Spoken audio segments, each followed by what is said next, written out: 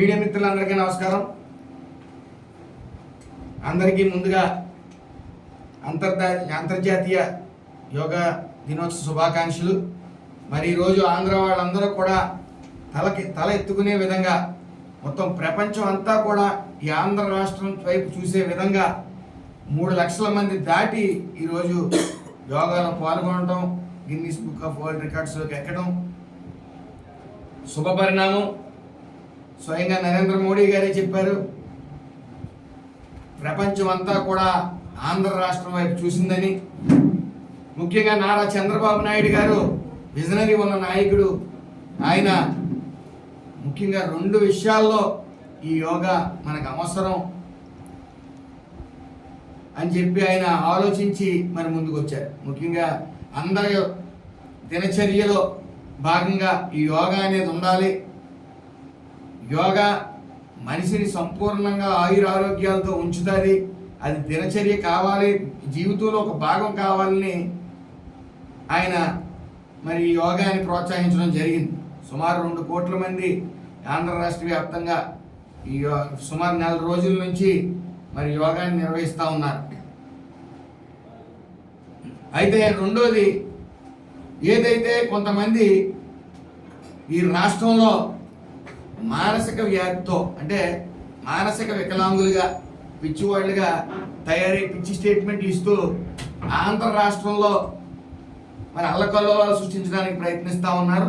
మరి ఇంతమంది యోగా డే రోజున ఇంతమందితో యోగా నిర్వహిస్తే కనీసం వీళ్ళు కూడా యోగాను ప్రయత్నిస్తారు, మానసికంగా కుదుట పడతారని చెప్పి ఏదైతే జగన్మోహన్ రెడ్డి అని టీం ఉందో వాళ్ళ కోసం కూడా ఈ యోగాంధ్రాన్ని నిర్వహించారని నేను చెప్తా ఉన్నాను.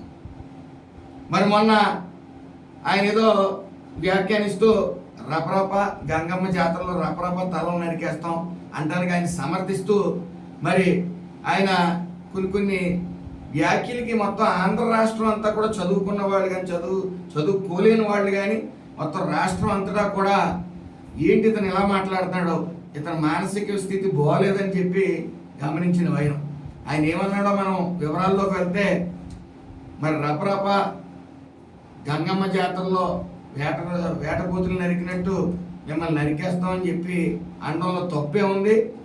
ఇలా అన్నా తప్పే, అలా అన్నా తప్పే అని చెప్పేసి ఆయన వ్యాఖ్యానించడం జరిగింది. దొరదొచ్చినప్పుడు ఆయనకి ఇలా అనుకున్నా, ఆ జనం ఎలా అనుకున్నా సరే, లేకపోతే పైన గోక్కున్నా కింద గోక్కున్నా ఎవరు పట్టించేవారు. అయితే ఆయన పుండేంత వరకు గోక్కున్నా సరే ఎవరు పట్టించేవాడు. అయితే ఆయన అనేది ఏంటంటే తలలు నరికే, ఆయన పుండేంత వరకు గోక్కున్నా సరే ఎవరు పట్టించేవాడు. అయితే ఆయన అనేది ఏంటంటే తలలు నరికేస్తాం అని చెప్పి పుష్ప 2లో డైలాగ్ కదా, తప్పే ఉందని అంటున్నారు. ఆ పుష్ప 2లో డైలాగ్ అయితే పుష్ప 2 హీరో ఎవరండి? అల్లు అర్జున్ ఫోటో ఎట్టి ఆ డైలాగ్ ఎట్టినా పర్లా, జగన్మోహన్ రెడ్డి ఫోటో ఎట్టి పైన ఈ వ్యాఖ్యలు ప్రచురించారు. అంటే ఆయన ఆదర్శంగా తీసుకుని, అంటే ఆయన ఎందుకు ఆదర్శంగా తీసుకున్నాడంటే రపరప చెట్లు నరికాడు. ఆయన రపరప బాబాయిని నరికాడు, రపరప సంపత్ డాక్టర్ సుధాకర్ గారిని నరికారు. ఇలా రపరపలు ఆడించారు కాబట్టి టపటప వాళ్ళందరూ బొక్కల్లోకి వెళ్ళారు. టకటక 11 సీట్లు పడ్డారు. అయినా జ్ఞానం లేక, జ్ఞానోదయం అవ్వక ఇలాంటి వ్యాఖ్యలు చేసి చులకన అవుతా ఉన్నాడు. మళ్ళీ వీళ్ళు చేసిన గొప్ప పనికి డెమోక్రసీ పదం వాడుతూ ఉన్నారు, ప్రజాస్వామ్యం గురించి మాట్లాడుతూ ఉన్నారు. అంటే రపరప తల నరికేస్తానంటే తప్పలేదు. పైగా తెలుగుదేశం పార్టీ నుంచి మా పార్టీలోకి వచ్చాడు, మమ్మల్ని ఆదర్శంగా తీసుకుని తల నరికేస్తానంటున్నాడు, తప్పే ఉంది అన్నాడు ఆయన. మరి ఆయన ముఖ్యమంత్రి ఎలా అయ్యాడో, మరి 5 ఏళ్ళు ఎలా పాలించాడో మనం చూసాం. రపరపలు ఆడించేసాడు చెట్లను కానీ, మనుషుల్ని కానీ, ఆయన ప్రత్యర్థుల్ని కానీ. అలాగే ముఖ్యంగా పట్టాభి గారి గతంలో బోసిడీకే అని అన్నప్పుడు ఆయన డైరెక్ట్గా ఒక ప్రజావేదికకి సాక్షిగా బోసిడీకే అంటే దాని అర్థం లంజా కొడక అని చెప్పేసి ఆయనే చెప్పడం జరిగింది. నా తల్లిని తిట్టాడు, ఎందుకు ఊరుకున్నారు కార్యకర్తలు అని చెప్పి టీడీపీ కార్యాలయాన్ని పగలగొట్టించాడు ఆ రోజున. అంటే పెద్ద ఫిలాసఫర్ ఆయన. అంటే బోసిడీకి అంటే లంజా కొడక అనేది పదాన్ని ఆ ఫిలాసఫర్ కనిపెట్టాడు ఆయన. మరి ఆ పదానికి లంజోబడికి అర్థం భూప్రపంచంలో ఎవరికీ తెలియదు, ఆయన తెలిసినట్టు. మరి అలా రెచ్చగొట్టాడు ఈ రోజున. ఆ రెచ్చగొట్టడంతో పాటు ఈరోజు రౌడీ షీటర్లు ఎక్కడో ఒక గంజాయి తాగి పోలీసు వాళ్ళని కొడుతుంటే వాళ్ళని మందలించినందుకు ఈయన మళ్ళీ ఓదార్పు యాత్ర, జైల్లో ఉన్న వాళ్ళకి ఓదార్పు యాత్ర. ఈ ఓదార్పు యాత్రలో ఈ ఫ్యాక్షనిస్టుల్ని, ఈ యొక్క డ్రగ్ మాఫియాని డైరెక్ట్గా సపోర్ట్ చేస్తూ ఉన్నాడు. అంటే ఏదో అల్లకల్లోలం సృష్టించాలి.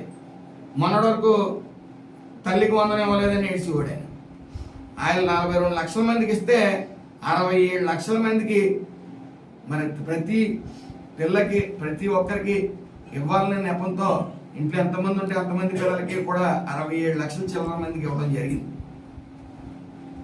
ఇవన్నీ జీర్ణించుకోలేక డైవర్ట్ పాలిటిక్స్, ఏదో అలజడి సృష్టించాలి. అసలు మాజీ ముఖ్యమంత్రి స్థాయిలో ఉండి నరికితే తప్పే ఉంది అని అంటాం. పైగా పుష్ప 2లో సినిమా అయిపోయి దుకాణం సర్దేహాడు ఈయన. శుభం కట్టేస్తారు ప్రజలు, రాష్ట్ర ప్రజలందరూ కూడా. పైన పుష్ప 2లో డైలాగ్ కింద జగన్మోహన్ రెడ్డి గారి ఫోటో పెడితే ఆయన అది గమనించట్లేదు, జ్ఞానం లేదు ఆయనకి. మరి ఈయన నాయకుడు, కింద ఉన్న వాళ్ళు ఆయన అనుచరులు. సొంత బాబాయిని చంపేసి వాళ్ళు టీం అందరికీ ఒక రోల్ మోడల్గా ఉన్నాడు. ఏదేమైనప్పటికీ ఇలాంటి నాయకులకి కొద్ది మానసిక ఉల్లాసం కావాలి, మానసికంగా కుదుట పడాలి. ఆయన ఇంకా కూడా పిచ్చి భ్రమలో ఉన్నాడు, నేనే సీఎం అని. అందుకనే కూడా డబ్బు బ్యాచ్ ఉంటుంది, చిడతల బ్యాచ్. సీఎం అంటా ఉన్నారు. ఆడికి ఎలాగ జ్ఞానం లేదు, ఇతనికేం లేదు.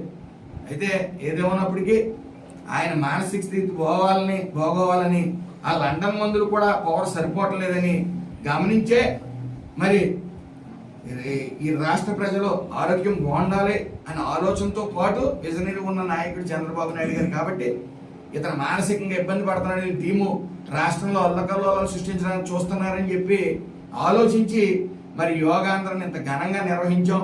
మరి వాళ్ళందరూ కూడా యోగాన్ని ప్రాక్టీస్ చేస్తారని, వాళ్ళు మానసికంగా కొంచెం దృఢం అవ్వాలని మనస్ఫూర్తిగా కోరుకున్నాను. ఎందుకంటే ఇతను వెనకాల ఉన్న వాళ్ళు కూడా కొంతమంది మూర్ఖులు ఇతను అనుసరించి రపరపా నరికేద్దామని గొడ్డలు అట్టుకుని తిరుగుతూ ఉన్నారు ఇంకా రాష్ట్రంలో పిచ్చోళ్ళ.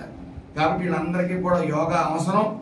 ఆ యోగాని వాళ్ళు ప్రాక్టీస్ చేసి, యోగా దినోత్సవ సందర్భంగా నేను వాళ్ళందరికీ చెప్తాను, ప్రాక్టీస్ చేసి మానసికంగా లండన్ మందులు ఎలాగా పనిచేయలేదు. కాబట్టి యోగా ద్వారా ఖచ్చితంగా వాళ్ళు మానసికంగా దృఢం అవుతారని నేను విశ్వసించి వాళ్ళందరినీ కూడా యోగాలో పాల్గొవాలని, రోజు వాళ్ళ దినచర్య వాళ్ళ జీవితంలో ఒక భాగం ప్రతిరోజు దానికి టైం కేటాయించాలని, వాళ్ళు మానసికంగా కుదురుపడాలని ఆ భగవంతుడిని, ఆ సర్వేశ్వరుని మనస్ఫూర్తిగా కోరుకుంటాం.